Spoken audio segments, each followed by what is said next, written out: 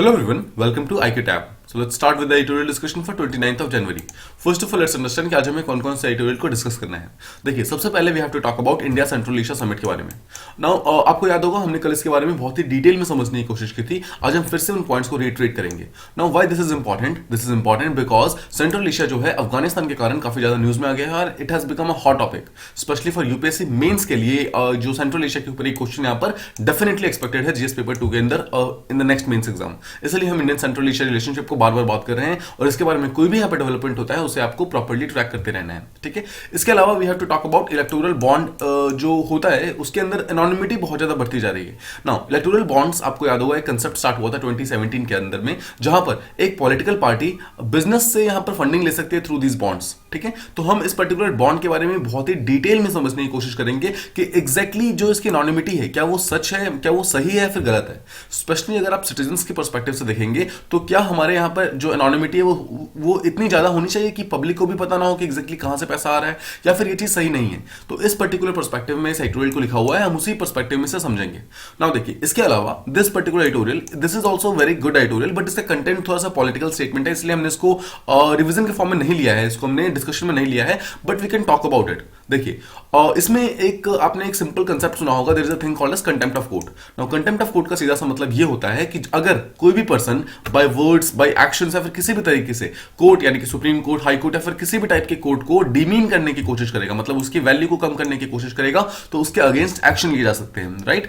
Now the point is कि इसका exact meaning क्या है. इसका एग्जैक्ट मीनिंग ये है, देखिए इसका ये मतलब नहीं है कि जो उसके जितने भी चीफ जस्टिस होते हैं, जो जज होते हैं, जो लॉयर्स होते हैं, उनके अगेंस्ट आप कुछ नहीं बोल सकते. इसका ये मतलब नहीं है उनको यहाँ पे कोई भी प्रोटेक्शन प्रोवाइड नहीं किया जाता है. बट द पॉइंट इज यहां पे प्रोटेक्शन प्रोवाइड किया जाता है सिटीजंस को. किस तरीके से? सोचिए, मान लीजिए कि आपने एक न्यूज सुना कि कोर्ट के अंदर जो एक पर्टिकुलर काम हो रहा है वो सही से नहीं हो रहा है. ठीक है. नाउ इस बात के अगेंस्ट कोर्ट आपके अगेंस्ट प्रोसीडिंग चला सकता है, आपके अगेंस्ट कंटेम्प्ट का केस फाइल कर सकता है और आपको एक पनिशमेंट पे करना पड़ेगा. ये इसलिए नहीं है कि बिकॉज आपने कोर्ट को यहां पर गलत ठहराया है, बट इसलिए है बिकॉज जो पब्लिक है, जो सिटीजंस है, उनका कोर्ट पर से भरोसा ना उठ जाए. राइट. वो जो पीछे का जो मेन लॉजिक है ना, that is the bigger picture. Because court judiciary जो है उसके ऊपर पब्लिक को बहुत भरोसा है कि because that is the thing that is next to God का जो जस्टिस का कंसेप्ट होता है, उस जस्टिस के कंसेप्ट को यहां पर पूरी तरीके से एप्लीकेबल करने के लिए कोर्ट्स होती हैं. राइट. तो अगर कोर्ट के ऊपर, कोर्ट के जस्टिस के ऊपर क्वेश्चंस उठने स्टार्ट हो जाएंगे तब वो प्रॉब्लम हो जाएगी. इसी के कारण यहां पे जो कंटेम्प्ट ऑफ कोर्ट होता है उसका यहां पर काम होता है. ठीक है.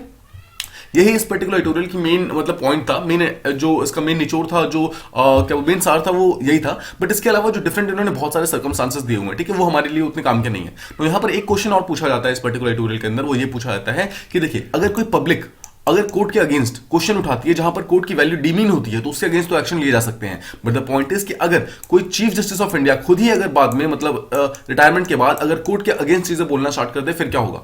रिसेंटली केस ये आया है कि दिसंबर 2021 के अंदर जो हमारे फॉर्मर चीफ जस्टिस हुआ करते थे उन्होंने एक स्टेटमेंट दिया जहां पर उन्होंने ये बोला है कि करप्शन जो है, corruption is a part of daily life. उन्होंने ये स्टेटमेंट दिया है. एंड इवन द जज, जो चीफ जस्टिस और जो जजेस होते हैं सुप्रीम कोर्ट के, they are also not away from the corruption. तो उनका ये स्टेटमेंट जो है, उन्होंने मतलब उस स्टेटमेंट ने बहुत ज्यादा यहां पर एक टाइप से क्वेश्चन मतलब एक टाइप की क्वेश्चनिंग स्टार्ट कर दी है जहां पर ये क्वेश्चन पूछा जा रहा है कि क्या जुडिशरी भी यहां पर करप्शन के एम्बिट में फंसा हुआ है क्या. क्योंकि जुडिशरी एक ऐसी चीज है जिसके ऊपर पब्लिक को बहुत भरोसा है. पब्लिक यहां पर एक चीज को नहीं मान सकती, वो ये है कि जिस चीज पे वो सबसे ज्यादा भरोसा करते हैं मतलब करती है कि वो उसे न्याय प्रोवाइड करेगा, जस्टिस प्रोवाइड करेगा, वो खुद अगर करप्शन के अंदर फंसा हुआ होगा तो फिर कैसे काम चलेगा. राइट. यही इस पर्टिकुलर एडिटोरियल के अंदर लिखा हुआ है. बट इसके अलावा आपको और कुछ भी जानने की जरूरत नहीं है बिकॉज बाकी सब यहां पर डिफरेंट सर्कमस्टांसेस दिए हुए हैं, डिफरेंट केसेस के बारे में बताया हुआ है, वो हमारे लिए काम का नहीं है. ठीक है. तो आई होप आपको मेन जो पीछे का जो बिगर पिक्चर था वो चीज समझ आ गया. सो लेट्स मूव ऑन, जहां पर हमें फर्स्ट एडिटोरियल इसके इलेक्टोरल बॉन्ड्स के बारे में बात करनी है और second will talk about India Central Asia के समिट के बारे में. Let's move on to the first one that जहां पर हमें बात करनी है कि जो एक इलेक्शन के लिए जो एक इलेक्टोरल होता है, जो एक पर्सन होता है, जब वोट देने जाता है तो क्या उसे पता नहीं होना चाहिए कि उस पॉलिटिकल पार्टी को किसने किसने डोनेशन दिया है, फिर किसने किसने फंडिंग किया है. देखिए, पिछले साल दिसंबर में अगर आप देखेंगे, दिसंबर 2021 के अंदर यूनियन गवर्नमेंट ने ऑथराइज किया स्टेट बैंक ऑफ इंडिया को कि आप इलेक्टोरल बॉन्ड्स को इश्यू कीजिए. बहुत ही टाइमली था और ये बहुत ज्यादा मतलब सबको पता था कि होने वाला है बिकॉज ऑब्वियसली 5 डिफरेंट स्टेट के अंदर असेंबलीज होने वाली है, जो अभी इलेक्शंस होने वाले हैं. इन इलेक्शन के लिए यहां पर इलेक्टोरल बॉन्ड्स को इश्यू करने के लिए बोला गया था. अब एज अ रिजल्ट ऑथर का कहना यह है कि जो वोटर्स डिफरेंट स्टेट में जब इलेक्शन के लिए जाएंगे यानी कि वोट देने जाएंगे तो उन्हें एग्जैक्टली पता ही नहीं होगा. They will have no knowledge कि एग्जैक्टली कौन सा डोनर किस पर्टिकुलर पॉलिटिकल पार्टी को कितना पैसा दे रहा है. इसको हम इस इशू को प्रॉपर्ली समझते हैं। First of all you must understand कि what is electoral bonds. Electoral bond exactly क्या है? देखिए, ये एक ऐसा स्कीम है जो कि अलाउ करता है किसी भी इंडिविजुअल को, किसी भी आर्टिफिशियल जुरिडिकल पर्सन को, या फिर किसी भी टाइप की बॉडी कॉर्पोरेट्स को, सीधे शब्दों में कोई भी इंडिविजुअल, कोई भी ग्रुप, या फिर कोई भी यहां पर कंपनीज किसी भी टाइप की पॉलिटिकल पार्टी को पैसा प्रोवाइड कर सकती है। देखिए, होता क्या है, इलेक्टोरल बॉन्ड नाम की एक चीज होती है जो कि state bank of India issue करता है। First of all what is a bond? देखिए, बॉन्ड बेसिकली एक पेपर होता है, ठीक है, सिंपल वर्ड्स में पेपर होता है जिसके ऊपर लिखा होता है कि मैं धारक को इतने रुपए देने का वचन देता हूं, सिंपल वर्ड्स में, ठीक है। आपने अगर एक नोट देखा होगा, नोट के ऊपर क्या होता है, 10 रुपए लिखे होते हैं, और 10 रुपए के अगर आप साइड में देखेंगे वहां पर गवर्नर के द्वारा साइन किया हुआ एक स्टेटमेंट होता है, दैट इज रिटन कि मैं धारक को इतने रुपए देने का वचन करता हूं। This is what simple currency note is all about. Same thing है बॉन्ड के अंदर होता है।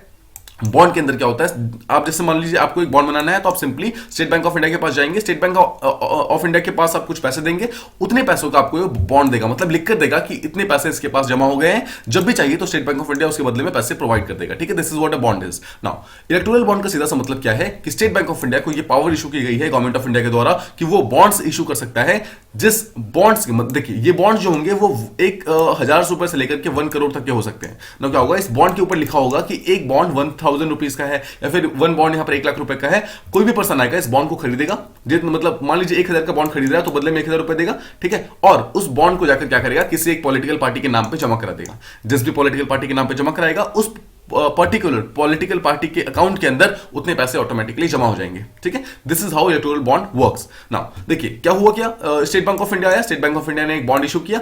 मान लीजिए कि आप गए, आपने ये पर्टिकुलर बॉन्ड को परचेज किया, खरीदा, उसके बाद आप क्या किया, आपने उस बायर ने, मतलब आपने उस पर्टिकुलर बॉन्ड को डोनेट कर दिया in the name of any political party, ठीक है। आपने उस बॉन्ड के ऊपर एक जगह होता है जहां पर आप नाम लिख सकते हैं, आपने सिंपली उसका नाम लिख दिया, उस पर्टिकुलर पार्टी को उतने पैसे हो गए, और जब भी उसको डिमांड होगी, जब भी उसको जरूरत होगी, तो उतने पैसे वो निकाल लेगा। तो दिस इज हाउ एक नॉर्मल, एक जो लोग हैं, मतलब जो पीपल हैं, they can actually help political parties, ठीक है, उनके इलेक्शन फंडिंग के अंदर। ना यहां पर देखिए, जो परचेजर्स हैं, they are not obliged to disclose कि उन्होंने किसको बॉन्ड परचेज किया है, किसको बॉन्ड दिया है। मतलब जैसे आप है, आप अगर बॉन्ड को खरीद रहे हैं स्टेट बैंक ऑफ इंडिया से या फिर कहीं से भी, तो आपको किसी को भी बताने की जरूरत नहीं है, आपके ऊपर यहां पर किसी भी टाइप का प्रेशर नहीं आ सकता है कि आपने किसको ये पैसा प्रोवाइड किया है, कौन सी पॉलिटिकल पार्टी को दिया है, आपसे कोई भी पूछ नहीं सकता है। First thing. सेकंड क्वेश्चन, अब सेकंड थिंग ये है कि जो पॉलिटिकल पार्टी जो आपसे पैसा ले रही है, वो भी उसको ये कंपेल किया जा रहा है, उसको मैंडेटरी ये बोला गया है कि आप जब पैसा लेते हो, देखिए पॉलिटिकल पार्टी को पता है कि किस पर्सन ने पैसा दिया है, बट पॉलिटिकल पार्टी किसी और को बता नहीं सकती है।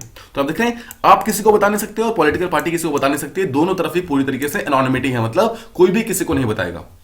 ना क्या ये चीज सही होना चाहिए? क्या ये चीज सही है कि एक पर्सन जो कि वोट देने जा रहा है, उसे खुद ही नहीं पता कि कौन सी कंपनी बीजेपी को पैसे दे रही है, फिर कौन सी कंपनी कांग्रेस को पैसे दे रही है, फिर कौन सी कंपनी किस पर्टिकुलर पॉलिटिकल पार्टी को पैसे दे रही है? हम देखते हैं एग्जैक्टली सुप्रीम कोर्ट ने इलेक्टोरल बॉन्ड्स के ऊपर क्या बोला था। देखिए, एक चीज तो कंफर्म है कि सिटीजन्स को यहां पर हर चीज का इंफॉर्मेशन एक्सेस होना चाहिए, स्पेशली इलेक्शन से रिलेटेड।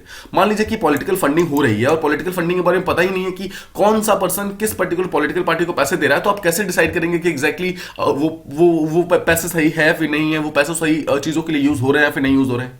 आपको नहीं लगता है कि ये this is a very essential feature of the democracy? Now ध्यान से सोचिए, मान लीजिए एक पर्टिकुलर पॉलिटिकल पार्टी है, ठीक है, उसका नाम ए है, ठीक है। अब इस पर्टिकुलर पॉलिटिकल पार्टी को जब आप वोट देने जा रहे हैं, तो आप ए और बी में से एक को चूज करना चाहते हैं। नाउ आप चाहते हैं कि जिसके पास भी लीगल तरीके से पैसे आते हैं, आप उसको वोट करें। नाउ ए के पास भी कुछ इलेक्टोरल बॉन्ड के थ्रू पैसे आए हैं और बी के पास भी आए हैं, बट पॉइंट इज कि आपको तो कोई पता ही नहीं चलेगा कि ए को पैसे किसने दिए और बी को पैसे किसने दिए, तो फिर आप पता कैसे कर पाएंगे कि कौन सा पैसा क्लियर है, कौन सा पैसा क्लियर नहीं है, right? This is the main problem यहां पर, ठीक है। देखिए, तो ये तो हमारा एक बहुत ही बेसिक राइट है कि हमें पता होना चाहिए कि एग्जैक्टली कौन सा पैसा कहां पर आ रहा है, बट द पॉइंट इज कि जब से इंट्रोड्यूस हुआ इलेक्टोरल बॉन्ड का कंसेप्ट, तब से ये डेमोक्रेटिक प्रोसेस को लगातार कहीं ना कहीं ट्रांसपेरेंसी से बहुत दूर लेके जा रहा है। ट्रांसपेरेंसी पूरी तरीके से डिस्ट्रॉय हो चुकी है, बिल्कुल भी इसके बारे में पता नहीं चल पाता है, ठीक है। इसे कहते हैं इलेक्टोरल बॉन्ड्स की एनोनिमिटी, मतलब बिल्कुल भी पता नहीं चल रहा है कि एग्जैक्टली कौन पैसे किसको दे रहा है। ना सुप्रीम कोर्ट ने पिछले कुछ सालों से, जब से 2017 में चीज आया है, तब से इसके ऊपर बिल्कुल भी टेंशन मतलब दिया नहीं है। बाकी कितनी चीजें हैं जो कि सुप्रीम कोर्ट के एम्बेड से गुजरती हैं, बट इलेक्टोरल बॉन्ड के ऊपर उन्होंने कोई भी डिसीजन नहीं लिया है। उन्होंने स्कीम को बिल्कुल ही बिना किसी दखल के उसको प्रॉपर्ली कंटिन्यू होने दिया है, and this is one of the biggest problem जो कि हमारी डेमोक्रेसी राइट नाउ फेस कर रही है।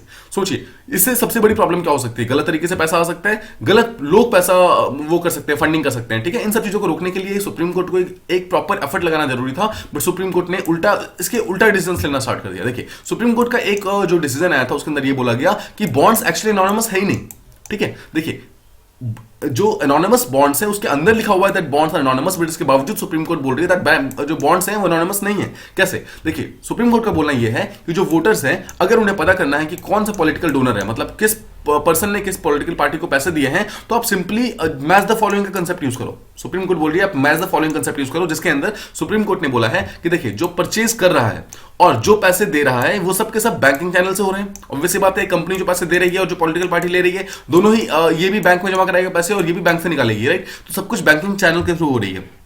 तो सुप्रीम कोर्ट का कहना यह है कि कोई भी पर्सन, कोई भी सिटीजन अगर ये जानना चाहता है कि किस पर्टिकुलर पॉलिटिकल पार्टी को किस कंपनी ने कितने पैसे दिए हैं, तो आप क्या करो, हर एक कंपनी की फाइनेंशियल स्टेटमेंट निकालनी स्टार्ट करो और हर एक फाइनेंशियल स्टेटमेंट को आप प्रॉपर्ली चेक करना स्टार्ट करो। हर एक फाइनेंशियल स्टेटमेंट के जो कॉर्पोरेट ऑफिसेस होते हैं, उनमें जो रजिस्ट्रार ऑफ कंपनीज नाम का एक पोस्ट होता है ना, इन रजिस्ट्रार ऑफ कंपनी के पास ये सारा का सारा डिटेल्स होंगे, रिकॉर्ड्स होंगे। आप उनसे जाकर ये डिटेल्स मांगो और उस डिटेल्स से आप चेक कर लो कि किस कंपनी ने किसको कितने पैसे दिए हैं ना। आप खुद ही सोचिए, क्या ये प्रैक्टिकल है कि क्या आप अगर जानना चाहते हैं कि बीजेपी को कौन कौन कौन कौन से लोग पैसे दे रहे हैं, तो क्या आप उसके लिए हर एक कंपनी के चक्कर लगाना स्टार्ट कर देंगे कि हर एक पर्सन मुझे अपना वो दो, मुझे अपना एनुअल फाइनेंशियल स्टेटमेंट दो, मुझे अपना वो दिखाओ, अपना जो भी आपका अकाउंट बुक है वो दिखाओ? आपको लगता है कोई भी कंपनी आपको अपना अकाउंट बुक दिखाएगी? This is not practical at all. This is the main thing. क्या ये प्रैक्टिकल है? देखिए, मान लीजिए कि एक मोमेंट के लिए हम अज्यूम कर लेते हैं कि वोटर्स के पास इतने रिसोर्सेस हैं कि वो सारे के सारे कंपनी के पास जाके उनके एनुअल रिटर्न्स मांग सकती है। पहली बात तो दिस इज नॉट पॉसिबल। मान लीजिए कि आप कल को रिलायंस या फिर टाटा के पास जाकर ये बोलते हैं कि मुझे अपना एनुअल फाइनेंशियल स्टेटमेंट दिखाओ, तो आपको लगता है कि इज दिस पॉसिबल कि वो आपको अपना एनुअल फाइनेंशियल स्टेटमेंट दिखाएंगे?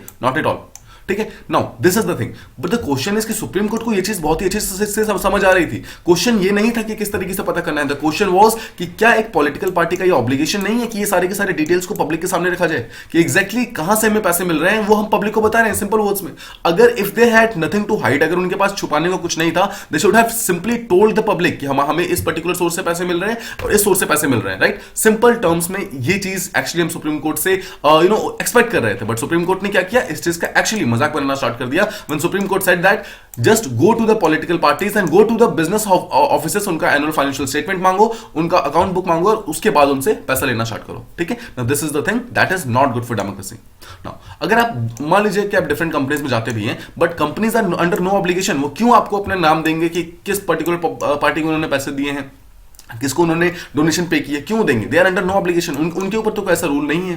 ठीक है, इसलिए जो मैच द फॉलोइंग का कंसेप्ट जो सुप्रीम कोर्ट ने बताया है, that is impossible to perform, वो बिल्कुल भी सही नहीं है। ठीक है, और इसके अलावा क्या होगा, उल्टा जो बॉन्ड्स को कंसीलमेंट जो हो रही है, उसका आइडेंटिटी को जो छुपाया जा रहा है, उसे निकालने के लिए तो कुछ नहीं हो रहा है, उल्टा इसकी आइडेंटिटी और ज्यादा स्ट्रांग हो गई है। बिकॉज क्या, अब कंपनी को 100% पता चल गया है कि कोई पर्सन हमारे पास आ नहीं सकता मांगने के लिए, तो ऑब्वियसली उन्होंने ज्यादा से ज्यादा पैसे ऑब्वियसली इलेक्टोरल बॉन्ड्स के थ्रू देना स्टार्ट कर दिया है ना।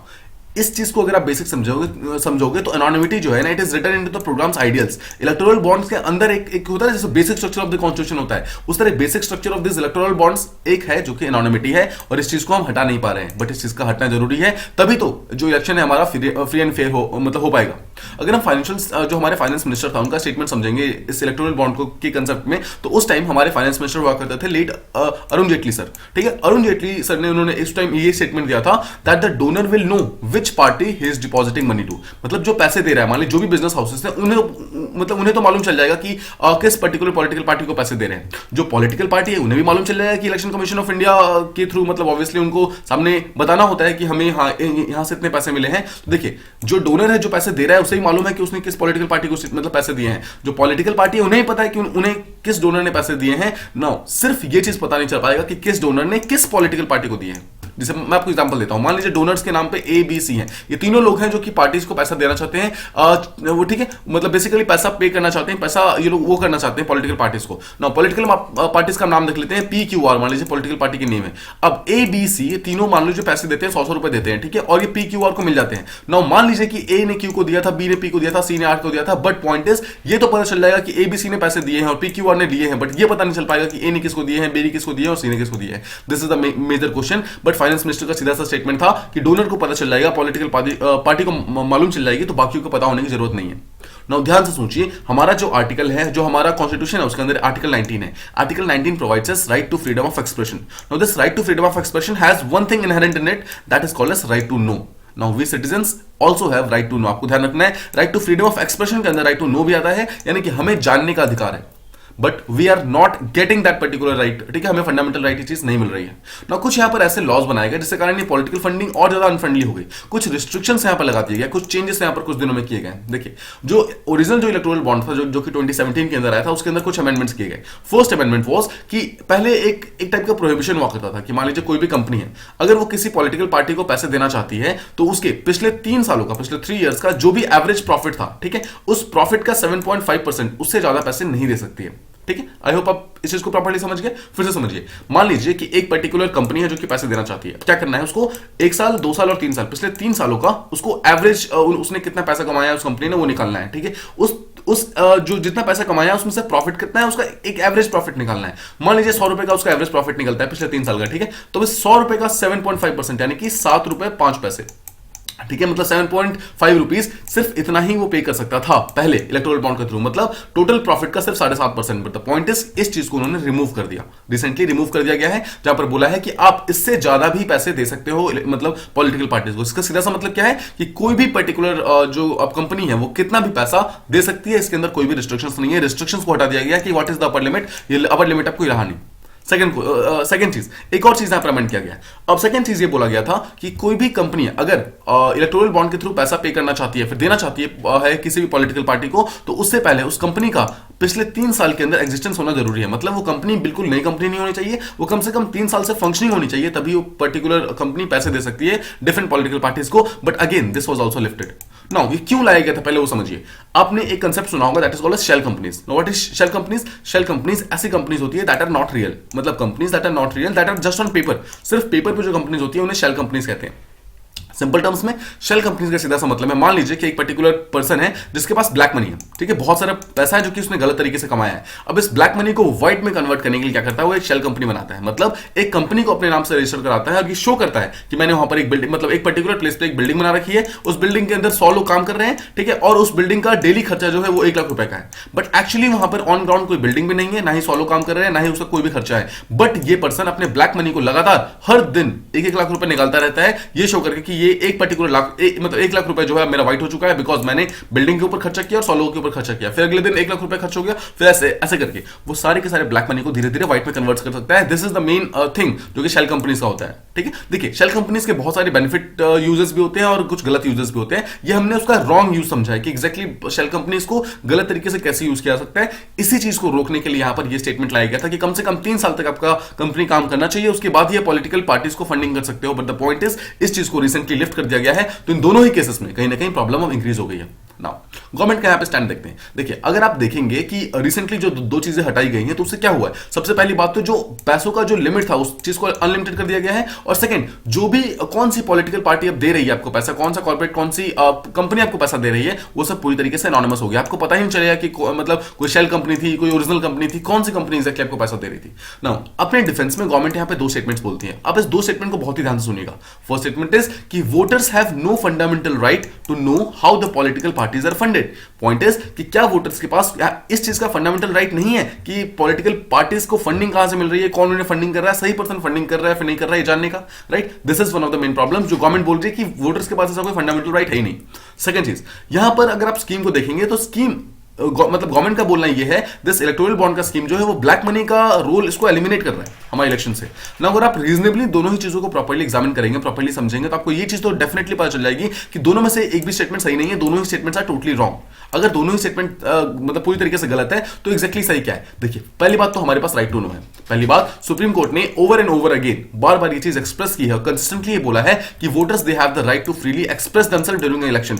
इलेक्शन के दौरान या फिर किसी भी पर्टिकुलर टाइम में वोटर्स अपने आप को पूरी तरीके से फ्रीली एक्सप्रेस कर सकते हैं। और इस एक्सप्रेशन के अंदर हमने कुछ देर पहले बात की, राइट टू नो आता है। राइट टू नो का मतलब है they are entitled to all piece of information, specially election के रिलेटेड, स्पेशली उनके कैंडिडेट से रिलेटेड, स्पेशली एक पर्टिकुलर पर्सन से, एक पर्टिकुलर एरिया से जितने भी लोग कंटेस्टेशन मतलब कंटेस्ट कर रहे हैं इलेक्शंस को, उसके बारे में हर पर्सन मतलब हर चीज को जानने का पूरा अधिकार है हर एक पर्सन के बारे में, जो मतलब स्पेशली जो जितने वोटर्स है सबको जानने का अधिकार है।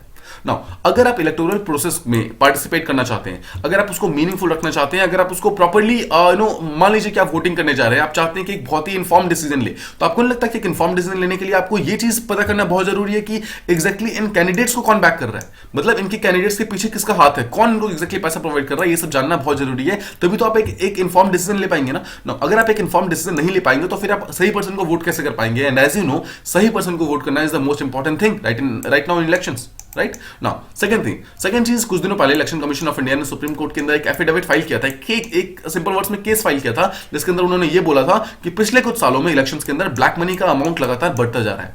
तो कैसे एग्जैक्टली हम ये स्टेटमेंट मान ले कि जब पीछे गवर्नमेंट ने बोला कि ब्लैक मनी का हम कर्टेलिंग कर रहे हैं, उसको रोक रहे हैं इलेक्शन बॉन्ड के थ्रू, इलेक्टोरल बॉन्ड्स के थ्रू ना, यहाँ पर जो जितनी भी एग्जिस्टिंग बैरियर्स थी, एक बैरियर जो थी कि 7.5% से ज्यादा आप इसमें इन्वेस्ट नहीं कर सकते हो, या फिर कोई भी कंपनी को 3 साल रहना होगा, वो सब तो आपने हटा दिया। तो एग्जैक्टली आप ब्लैक मनी को कर्टेल कैसे कर रहे हो? उल्टा ब्लैक मनी कहीं ना कहीं इसमें इंक्रीज हो रहा है। मोरओवर, अगर आपको even if the bonds are meant to eliminate the presence of unaccounted money, तो कितना ही डिफिकल्ट है चीजें शो करना लोगों के सामने, पब्लिक के सामने आप चीजें शो क्यों नहीं कर रहे हो? क्यों एग्जैक्टली आप एनोनिमिटी को बना के रखना चाहते हो? अगर आप सच में चाहते हो कि जो ब्लैक मनी का जितना भी पैसा है वो सब इसके अंदर काउंट ना हो, हर चीज बिल्कुल साइड हो जाए, तो क्यों एग्जैक्टली आप इन सब चीजों को शो नहीं कर रहे हो? ठीक है, इसी चीज के लिए, इन्हीं सब चीजों को प्रॉपर्ली देखते हुए आरबीआई ने, रिजर्व बैंक ऑफ इंडिया ने कुछ दिनों पहले ये चीज बोला था कि गवर्नमेंट को कभी ये स्कीम लानी ही नहीं चाहिए थी। दिस इलेक्टोरल बॉन्ड स्कीम ये जितना फायदा कर रहा है उससे ज्यादा नुकसान कर रहा है। ये आरबीआई का स्टेटमेंट है।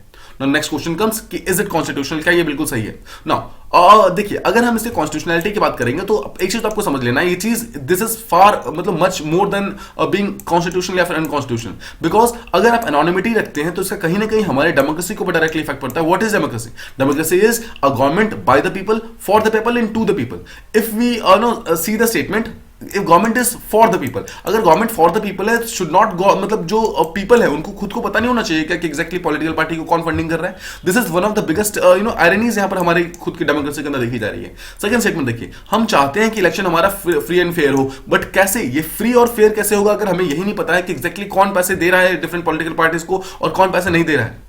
अभी के टाइम में अगर आप देखेंगे तो देयर आर फ्यू इश्यूज, बहुत ही कम ऐसे इश्यूज होंगे जो कि इससे ज्यादा इंपॉर्टेंट है। इलेक्टोरल बॉन्ड का इशू जो है, this is very very important, लेकिन इसके बावजूद बहुत सारे चैलेंजेस इसको किए गए हैं, लेकिन इसके बावजूद सुप्रीम कोर्ट ने अभी तक इसको पूरी तरीके से हेयरिंग नहीं दी है, इसको प्रॉपरली चेकआउट नहीं किया है, इसके अगेंस्ट उन्होंने एक टाइप की स्क्रूटनाइजिंग नहीं की है।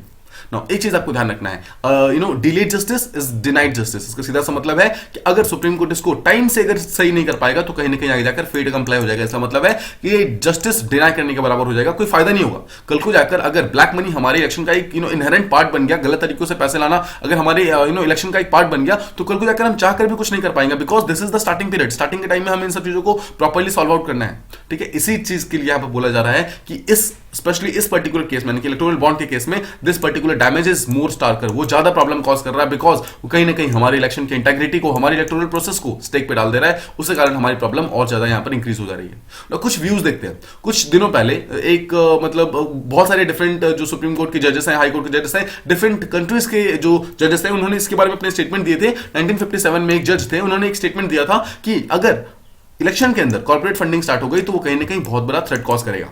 सिमिलरली बॉम्बे हाईकोर्ट के अंदर एक चीफ जस्टिस हुआ करते थे उनके, एमसी चागला सर, उन्होंने एक स्टेटमेंट दिया था कि any decision to allow companies to fund the political parties might ultimately overwhelm and even throttle the democracy. वो डेमोक्रेसी को बिल्कुल खत्म कर देगा अगर पॉलिटिकल पार्टीज यहाँ पे इलेक्शन के अंदर फंडिंग करना स्टार्ट कर देंगे तो। एंड थर्ड चीज, कलकत्ता हाईकोर्ट के अंदर एक जज हुआ करते थे जिनका नाम था जस्टिस पीबी मुखर्जी सर, उन्होंने एक स्टेटमेंट दिया था कि किसी भी तरीके से अगर पॉलिटिकल फंडिंग को कॉर्पोरेट के द्वारा किया जाएगा तो कहीं ना कहीं this is the most sinister principal fraud, मतलब सबसे गलत चीजों में से एक होने वाला है ये, बिकॉज ये हमारे डेमोक्रेसी को पूरी तरीके से खत्म कर देगा, हमारे इलेक्शन को फ्री एंड फेयर वो नहीं रहने देगा।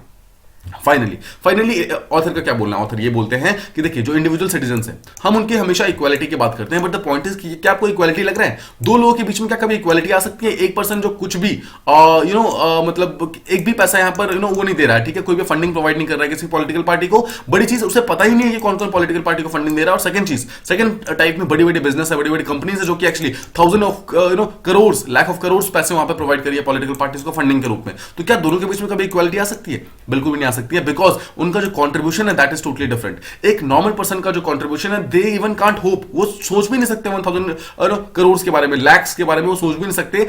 इतने बड़े कंपनी जितना कंट्रीब्यूशन कर देती है उतना तो एक नॉर्मल पर्सन सोच भी नहीं सकता, हम लोग सोच भी नहीं सकते हैं। ठीक है, अभी के टाइम में सबसे बड़ी डेंजर, जो सबसे बड़ा प्रॉब्लम जो कि एक्चुअली हमें डेमोक्रेसी को थ्रेटन कर रहा है, वो ये है कि हमारे राइट टू नो है, जो यानी कि राइट टू इंफॉर्मेशन है, उसको कहीं ना कहीं थ्रॉटल किया जा रहा है।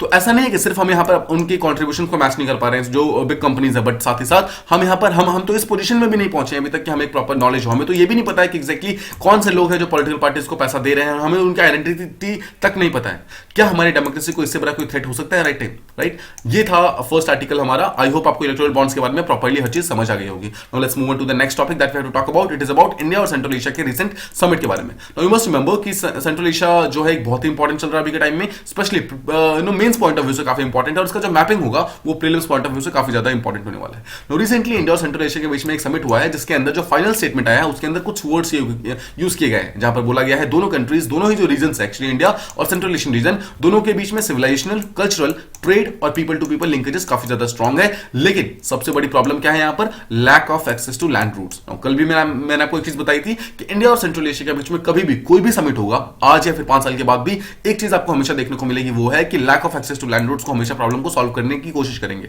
तो आपको मेंस में कभी भी कोई क्वेश्चन आता है जो सेंट्रल एशिया से पर्टेनिंग होता है, तो you have to keep this point ready कि आपको कनेक्टिविटी के बारे में सबसे ज्यादा इंपॉर्टेंस देना है, because this is the main problem जो कि एक्चुअली दोनों कंट्री के बीच में है। इसके अलावा जो सेकंड इशू जो लगातार इमर्ज हो रही है that is about Afghanistan. Afghanistan जो है लगातार उसके अंदर प्रॉब्लम्स बढ़ रही हैं, उस चीज को भी सॉल्व करने के लिए इंडिया और सेंट्रल एशिया दोनों ही काफी ज्यादा साथ में मिलकर सॉल्व करने की कोशिश कर रहे हैं। तो इस समिट की बात करते हैं। रिसेंटली जो हमारे प्राइम मिनिस्टर है उन्होंने इस समिट को हेल्प किया है, जहां पर सेंट्रल एशियन रिपब्लिक की जो 5 कंट्रीज हैं उन 5 के प्रेसिडेंट्स यहां पर आए हैं। Now this was the first building और एक फर्स्ट टाइप की समिट थी जो कि पिछले कुछ सालों के अंदर हुई है। काफी दिनों से इंडिया और सेंट्रल एशिया के रिलेशनशिप इतने स्ट्रांग नहीं हो रहे थे, जो कि रिसेंटली कुछ दिनों पहले स्ट्रांग होना स्टार्ट हुए हैं। आपको याद होगा नवंबर 2021 के अंदर जो हमारे नेशनल सिक्योरिटी एडवाइजर था उन्होंने भी मीटिंग की थी 5 जो सेंट्रल एशियन कंट्रीज थे उनके नेशनल सिक्योरिटी एडवाइजर से। तो ये क्या हो रहा है एक्चुअली, हम इंडिया जो है सेंट्रल एशियन कंट्री के साथ अपने रिलेशनशिप को बहुत ही फास्ट और बहुत ही अच्छे से इंप्रूव करने की कोशिश कर रहा है ना। अगर हम पहले तो ट्रेड के बारे में बात करते हैं कि $2 बिलियन का दोनों का ट्रेड है, और उसमें से भी मेजॉरिटी ऑफ द ट्रेड ऐसा है जो कि कजाकिस्तान से हम एनर्जी को एक्सपोर्ट करते हैं। इसका मतलब क्या है? इंडिया इसमें ज्यादातर इंपोर्ट करता है, हम कुछ भी यहाँ पर ज्यादातर एक्सपोर्ट नहीं कर पाते हैं। अगर इसको हम कंपेयर करें चाइना के साथ, तो चाइना का जो सेंट्रल एशियन रीजन के साथ जो ट्रेड है that has actually exceeded $41 billion. सोचिए, इंडिया का it is just $2 billion, China का ऑलरेडी $41 बिलियन है, और उसने ये चीज प्लान किया है कि अगले 9 सालों के अंदर, 8 सालों के अंदर इसको डबल करना है, यानी 2030 तक इसको डबल करके अराउंड $80 बिलियन तक लेके जाना है। इसके लिए इसने बहुत बड़ी इन्वेस्टमेंट, एक BRI यानी कि बेल्ट एंड रोड इनिशिएटिव है, उसके अंदर इन्वेस्टमेंट करना ऑलरेडी स्टार्ट कर दिया। देखिए, एक तो हो गया इंडिया के अलावा चाइना के अलावा देखिए, अगर एक सबसे बड़ी प्रॉब्लम इंडिया की क्या है? इंडिया की प्रॉब्लम है यहाँ पर connectivity, right? Directly land connectivity नहीं।